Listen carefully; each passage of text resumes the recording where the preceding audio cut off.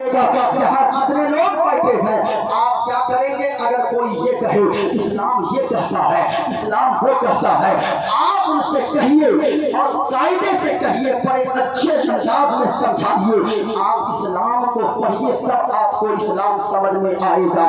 اسلام کی خوبصورتی تو یہ ہے، اسلام کہتا ہے کہ اگر آپ کا پڑوسی اگر بھوکا سو گیا اور آپ شکم سیر ہو کر سو گئے، آپ کھانا کھا کر پیٹ بھر کر سو گئے اور پڑوسی اگر بھوکا رہ گیا، قیامت کے دن اللہ کے یہاں آپ کو اس کا حساب دینا ہوگا۔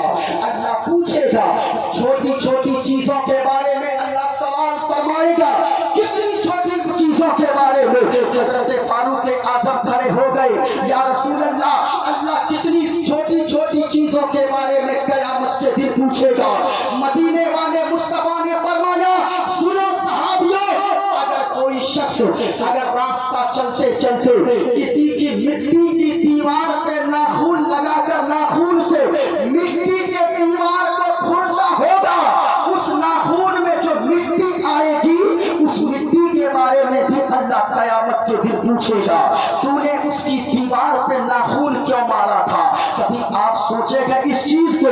جب اللہ ذرہ ذرہ کا حساب لے گا، فَمَن يَعْمَلْ مِثْقَالَ ذَرَّةٍ خَيْرًا يَرَهُ وَمَن يَعْمَلْ مِثْقَالَ ذَرَّةٍ شَرًّا يَرَهُ۔ یعنی اگر ذرہ برابر کوئی نیکی کرے گا اللہ اس کا بھی بدلہ دے گا، اور اگر ذرہ برابر کوئی برا کرے گا اللہ اس کا بھی بدلہ دے گا۔ لیکن آج حالات یہ ہو گئے، آدمی کچھ نہیں سمجھتا ہے کہ کن کن چیزوں کا حساب دینا ہوگا۔ آپ جو بھی ظلم کر رہے ہو اللہ کے یہاں حساب دینا ہوگا۔ آج اپنے امام صاحب کو لے لیں، ہم کتنی تنخواہ دیتے ہیں بھائی صاحب؟ 10,000 11,000۔ کہیں کہیں یہ تو تنخواہ کہیں کہیں ہے، کیا ان کے بارے میں اللہ سوال نہیں کرے گا؟ آپ نے ان کا دل اگر دکھا دیا تو یقیناً آپ کہیں کے نہ رہو گے۔ اپنے امام کی قدر کرو، اپنے امام صاحب کے ہاتھ پاؤں چومو، اپنے امام صاحب کو عزت دو۔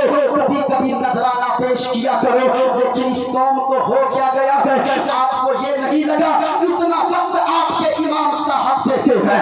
عید کا دن ہوتا ہے، آپ کے امام صاحب اپنی بیوی اپنے بچوں کو چھوڑ کر وہ اپنی بیوی بچوں کے ساتھ نہیں رہتے ہیں، آپ کے یہاں عید کے دن رہتے ہیں۔ کبھی سوچنا، جو مزدور باہر رہتے ہیں، اللہ کی قسم جو عید کے دن باہر رہتا ہے گھر آنے کا موقع نہیں ملتا ہے، وہ عید کے دن ان کے آنکھ سے آنسو نہیں تھمتے ہیں۔ یا اللہ تو نے مجھے غریب بنایا ہے، یا اللہ تو نے مجھے مجبور بنایا ہے، اسی لیے میں اپنے بچوں کے ساتھ عید نہیں منا پا رہا ہوں۔ لیکن ان کو رہ رہ کے دل میں خیال آتا ہے، فلاں کے بچے اپنے باپ کی انگلی کو پکڑ کر عیدگاہ جاتے ہوں گے، فلاں کے بچے اپنے باپ کی انگلی پکڑ کر عیدگاہ جاتے ہوں گے، لیکن میں تو مجبور ہوں، مجھ کو بیوی بچوں سے عید بقرعید میں بھی الگ رہنا پڑتا ہے۔ کبھی سوچا کہ کتنی تکلیف ہوتی ہوگی؟ اللہ کے یہاں ہر چیز کا حساب دینا ہوگا۔ اس قوم کو ہو کیا دیا ہے، ہو کیا گیا ہے، قوالی کے نام پہ لاکھوں روپے یہ قوم خرچ کر دیتی ہے، چادر کے نام پر آپ لاکھوں روپے خرچ کر دیتے ہو، چادر کے نام پر آپ لاکھوں روپے خرچ کر دیتے ہو، لیکن امام صاحب اور مولانا صاحب کو اگر تنخواہ دینے کی بات آئے تو پھر وہاں اس وقت آپ کو پیسے کم پڑنے لگتے ہیں۔ آپ نے کبھی نہیں سوچا ان کی کتنی قربانیاں ہیں۔ ہمارے یہاں ایک ایسے حافظ صاحب، میں رمضان شریف میں مدینہ شریف میں تھا، ایک ایسے حافظ صاحب کی موت کی خبر میں نے سنا، مولانا شہریار صاحب، اور میں دل دہل گیا۔ وہ نوجوان حافظ قرآن، وہ نوجوان قاری قرآن جن کی عمر زیادہ نہیں تھی بلکہ وہ صرف 3 بچوں کا باپ تھا، وہ رمضان کے مہینے میں سحری کھا کے اپنے گھر سے نکلا تاکہ جا کے مسجد میں نماز پڑھا دوں گا۔ 3 یا 4 کلومیٹر کی دوری پہ مسجد تھی اور وہ بائک لے کر نکلا، بڑی سی گاڑی آئی، اتنی زور کی ٹکر ہوئی کہ حافظ صاحب اسی جگہ اس کو ٹیک کر گئے، اسی جگہ ان کا انتقال ہو گیا۔ لیکن قوم کو کیا چاہیے تھا؟ اگر گاؤں والے چاہتے، اتنے بڑے بڑے سرمایہ دار اس گاؤں میں ہیں، اتنی بڑی بڑی دولت کے مالک اس گاؤں میں ہیں، کہ اگر وہ چاہتے تو پھر وہ حافظ صاحب کے بچوں کا خرچ اٹھا لیتے، وہ کہتے کہ ان کی بیوی کی عزت ہماری इज्जत है।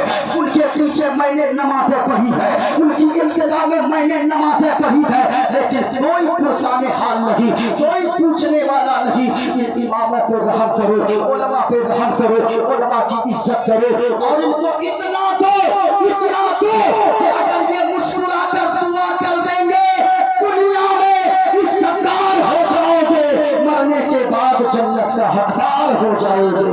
इस वजह से आलिमों की कदर करें, अपने आलिमों का सम्मान करें।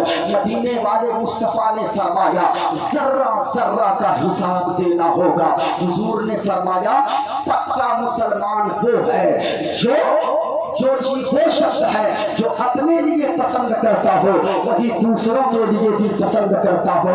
याद रखिएगा, लेकिन एक पैगाम और लेकर जाएं, सारी चीजों से समझौता कीजिए, लेकिन मुस्तफा की बात अगर आ जाए तो फिर याद रखिएगा हमारी जान है मुस्तफा, हमारा ईमान है मुस्तफा।